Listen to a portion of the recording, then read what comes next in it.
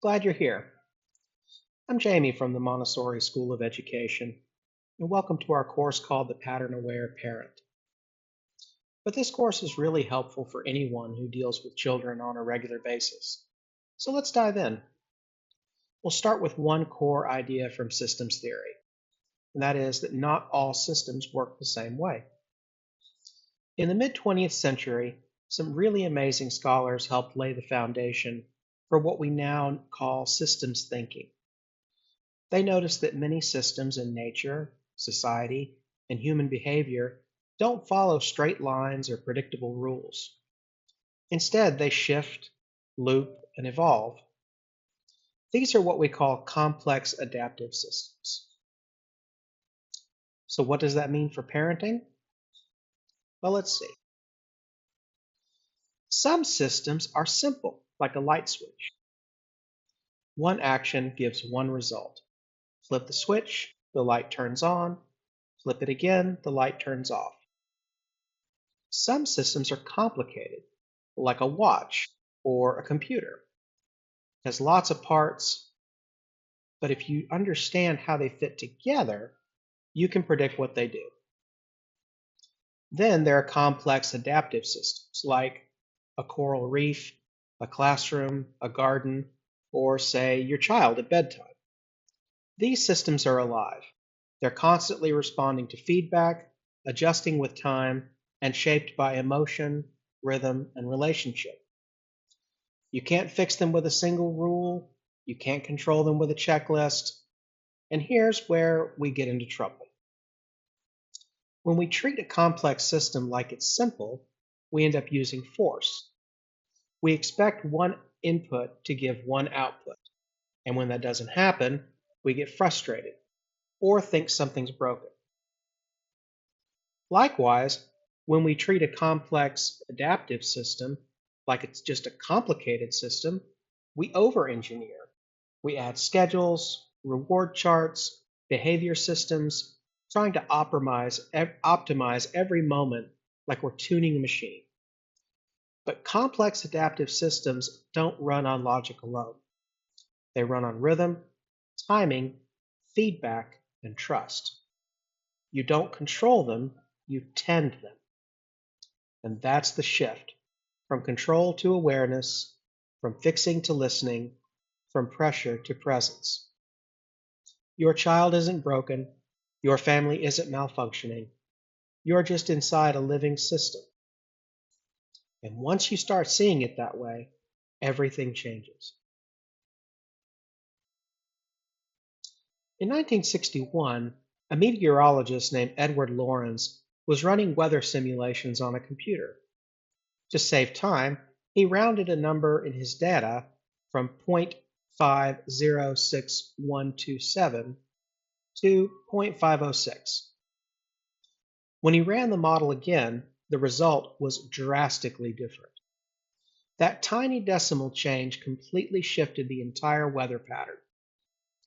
And this discovery became known as the butterfly effect, the idea that small changes in a complex system can have huge, unpredictable consequences. And this is what systems theorists call nonlinearity. In a complex adaptive system, the relationship between cause and effect is not straightforward. Tiny inputs can cause big shifts, and sometimes big efforts don't move the needle at all. Ever had a morning where you did everything right? You prepped the night before, kept your cool, made the pancakes, and your child still melted down over the color of their spoon? Then, the next morning, you burn the toast, forget to pack lunches, and leave your car keys in the freezer. And the same child surprises you by being totally chill and helpful. That's nonlinearity. You're not crazy, you're in a complex system. When we expect parenting to be linear, like if I do X, my child will do Y, we set ourselves up for disappointment and blame. But when we recognize that systems are nonlinear, we stop chasing perfect inputs and start tuning into patterns. Nonlinearity isn't a flaw, it's a feature. It means you can make small changes that matter, and it means that you don't have to get everything perfect to create a positive shift. So next time something tiny throws the whole morning off, pause, zoom out, take a deep breath. You're not dealing with behavior, you're dancing with a system. Okay, let's talk about feedback loops. If you've ever said something to your child, watched them react, and then reacted to their reaction, congratulations. You've just lived through a feedback loop. But let's take a broader view for a second. In the 1940s, a guy named Norbert Wiener coined the term cybernetics to describe how systems regulate themselves using feedback. One of the simplest examples? A thermostat. The temperature rises, the thermostat notices, the heat shuts off. That's a feedback loop. Now, apply that to something more alive, like parenting. You ask your child to get dressed, they resist, maybe you raise your voice, they cry, you sigh, and they dig in harder. That's not bad behavior, that's a feedback loop. And in complex adaptive systems, feedback loops are everywhere. They're how systems learn. They're how behavior stabilizes or spirals. And the loop doesn't just involve your child, it includes you, your tone, your posture, your energy. All of it shapes how the system responds. Some feedback loops are stabilizing. They help bring things back to center, like a soothing touch or a well timed joke that breaks the tension. Other loops are amplified. They can ramp things up fast, like shouting over a tantrum or racing against the clock when everyone's already dysregulated. Once you start seeing these loops, you can stop blaming the moment and start adjusting the pattern. You don't need to control the whole system. You just need to notice what it's doing and decide if you want to keep feeding the loop or shift it. That's the power of feedback. You're not just reacting, you're shaping the rhythm. All right, let's talk about emergence. Emergence is what happens when lots of little interactions between people, emotions, choices start creating something bigger than any one of them alone. It's when a pattern shows up that wasn't planned, but still totally makes sense in hindsight. So here's a quick example from outside of parenting. In the late 1980s, researchers studying bird flocks noticed something strange. Starlings fly in these massive coordinated patterns called murmurations. There's no leader, no bird is in charge. Each bird is just adjusting to the few birds nearest to it. And yet, the whole group moves like a wave. That's emergence. So back to parenting. Ever notice how certain moods can take over your household? Or how one kid's nervousness spreads to everyone? No one planned it, it just happened. That's a form of emergence. It's not about one single moment, it's the result of many small interactions building on each other. Maybe your child gets frustrated, you're distracted, they pick up on your tone, you get snappy, they escalate, and then suddenly it feels like the whole morning fell apart. You didn't plan a meltdown, but the system created one anyway. Now, this is important because it helps you shift it from asking what went wrong to what was building. In complex adaptive systems, you can't always predict what will happen based on what each part is doing alone.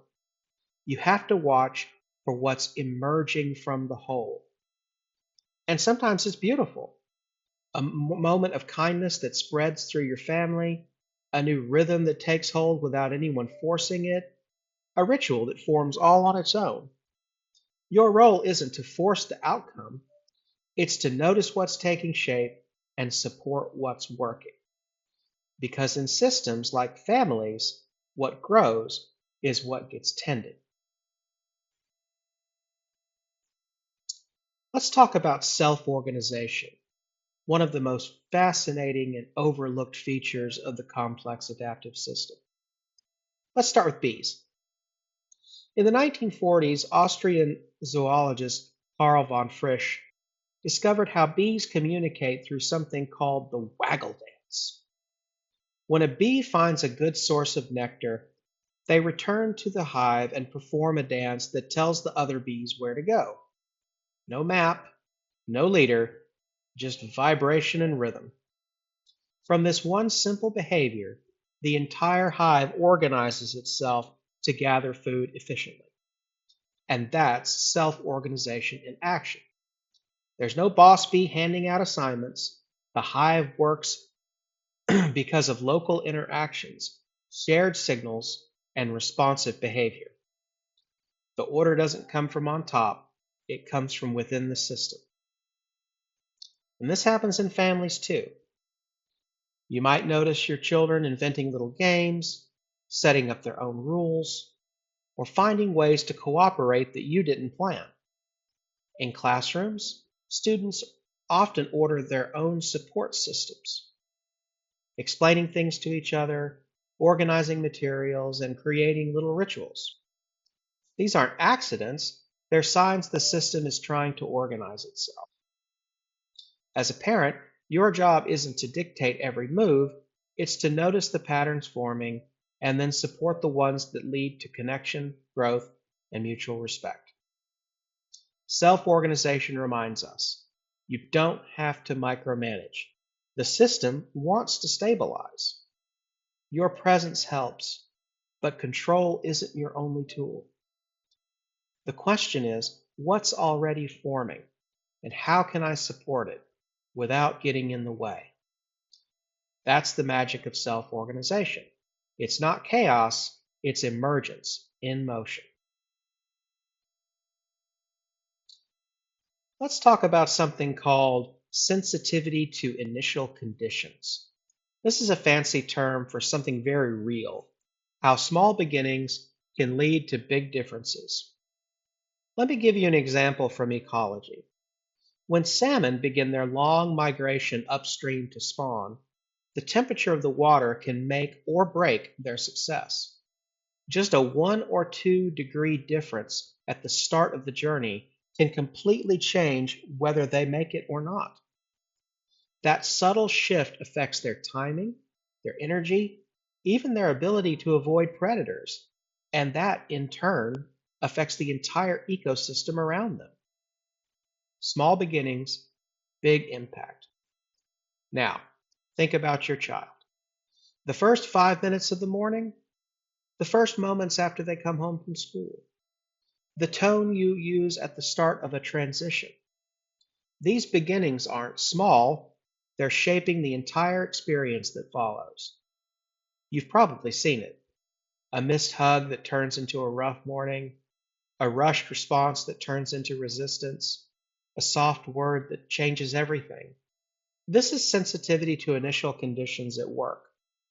And the invitation isn't to be perfect, it's to be attentive. Because how we begin matters, not just for our kids, but for us too. Let's talk about nested systems and why your child is never just one thing in one place. In systems theory, nested systems means that every system is part of a larger one, and it contains smaller ones inside it. Think of it like Russian nesting dolls. Each one fits inside the next. So your child is a system all on their own. They have a nervous system, an emotional system, an attention system, but they're also part of your household system. And your family is part of a school community, which is part of a neighborhood, which is part of a larger culture. All of these systems interact at places called interfaces. And what happens in one, like a stressful morning commute or a rough playground moment, can ripple through all the others. A change in the school environment might affect your child's mood at dinner, and the tone of the home can impact how they show up in the classroom. Now, this is important because it helps you gain a broader perspective. If your child is having a hard time, it might not just be about them or about your parenting. It might be something happening in one of the systems around them: a schedule shift, a sensory mismatch, a school dynamic. When we understand nested systems, we stop blaming individuals and start looking at context. And that's when we become more compassionate and more effective solutions can show up. We'll explore this more in future episodes, especially how to read these systems in real time. But for now, just know this: you're not parenting a child in isolation. You're parenting within a living system. And when you learn to notice how those layers connect, you can make small shifts that ripple throughout all of them. Adaptation is one of the most important features of the complex adaptive system. In 1859, Charles Darwin published On the Origin of Species, introducing the idea that species survive not because they're the strongest or the smartest, but because they're the most responsive to change. They adapt. Think of a polar bear. Its thick fur, its hunting instincts, even the way it stores fat, all of that evolved in response to Arctic conditions. If the environment shifts, the species must shift too. Not all at once, but gradually across time and through a lot of trial and error. But that's adaptation, a system responding to feedback from its environment in order to stay functional, healthy, and resilient. And this isn't just biology, it shows up in organizations, ecosystems, economies, and of course, families. Let's think about your child. Let's say every time your child throws a fit, you hand them your phone. After a few repetitions, what do you think happens? The system adapts, the behavior loops, and the child learns: when I do this, I get that. Well, it's not manipulation, it's just adaptation. And it works the other direction too. If your child stops getting attention when they act out, but they do get attention when they ask for something calmly, they'll begin to shift. Not because you forced it, but because the feedback changed. And that's what makes parenting a system. Everyone is adapting to everyone else. You change your tone, the child adjusts. You slow the pace of the morning, the system recalibrates. It's not instant, but the system is always listening. So, if something isn't working, ask, what feedback is the system responding to? And what new pattern might help it shift? That's adaptation. Not fixing, not controlling, but responding together. Let's talk about openness, a defining trait of complex adaptive systems. In 1972, a chemist won the Nobel Prize for showing how living systems, like weather, ecosystems, and even cells, stay alive by exchanging energy and information with their environment. They don't survive by sealing themselves off. They survive by staying open. Think about a forest. It needs sunlight, rainfall, animal life, and soil health to survive. If something changes, say a drought, the whole forest shifts. Not because something inside the trees changed, but because the environment did. And that's what openness means. The system is affected by what's happening around it. So let's think about children. Let's say that what they're struggling in school. It might look like a focus problem or a motivation issue, but what if the real influence is outside the classroom? Maybe a sick pet at home or a sleep disruption. Maybe your stress, because yes, our nervous systems are contagious. Kids are open systems. Their emotions, attention, and regulation are deeply influenced by what's happening around them. That means we can't always solve a behavior by looking only at the behavior. Sometimes we have to zoom out, ask, what's going on right now? What's new in their environment? What signals might they be responding to? Sometimes the answer isn't the child, it's the system they're part of. And that's the power of seeing openness. It helps us stop blaming and start understanding.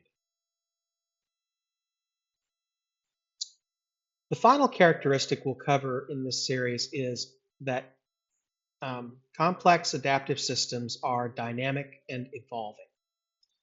Living systems aren't static, they're always in motion, always adapting, always changing. In other words, they're never exactly the same twice. Now think of a river. It might look familiar every day, but the current is never the same. The water is always moving, reshaping the banks, shifting the flow. You can't step into the same river twice. Now think about your child. Maybe they loved a certain game last week, and now they want nothing to do with it. Maybe bedtime used to be smooth, and now it's chaos. Maybe a strategy that worked for months suddenly doesn't. That doesn't mean something's wrong. It means the system has changed. Your child's not broken, they're evolving. And that's what systems do. They're dynamic, they shift with experience, development, environment, relationships, and even the time of day. So if you're feeling frustrated that what worked yesterday isn't working today, remember, that's not failure, that's feedback, that's growth. The goal isn't to find the one right approach and stick to it forever. The goal is to stay responsive, to meet the system you're in now, not the one you were in last week. Parenting a dynamic system means learning to change with your child, not just manage them, but grow right alongside them. So, let's take a step back. Over the past few minutes, we've explored what it means to see your child and your family as a complex adaptive system. And we've unpacked the core features of that kind of system. Nonlinearity, little things can have big effects. Emergence, meaningful patterns arise through interaction. Feedback loops, systems respond to themselves, for better or for worse. Self-organization, given space, systems will create their own order. Adaptation, your child learns and changes through experience. Openness, what's outside will always affect what's inside. Nestedness, every system lives inside another. Dynamism, the system is always evolving. So is your child. And maybe you've started to see what that really means. Your child is not a machine to fix. Your parenting isn't a series of isolated wins or fails. You're not in charge of a script. You're in a relationship with a living system. So the next time your child melts down, or your go-to strategy falls flat, or you feel that familiar urge to take control, pause and ask, what's the system doing right now? What pattern is showing up? That's the beginning of pattern-aware parenting. It's not about tracking every move or optimizing every routine. It's about becoming more fluent in the rhythm of the relationship. It's about noticing more, so you can do less, but with more impact. In the next series, we'll dig deeper into exactly how to do that. We'll talk about presence, leverage points, rhythm, and return. But for now, just start watching. Not judging, not fixing, just noticing. Because once you can see the pattern, you can start shaping it. And that's where the real shift begins.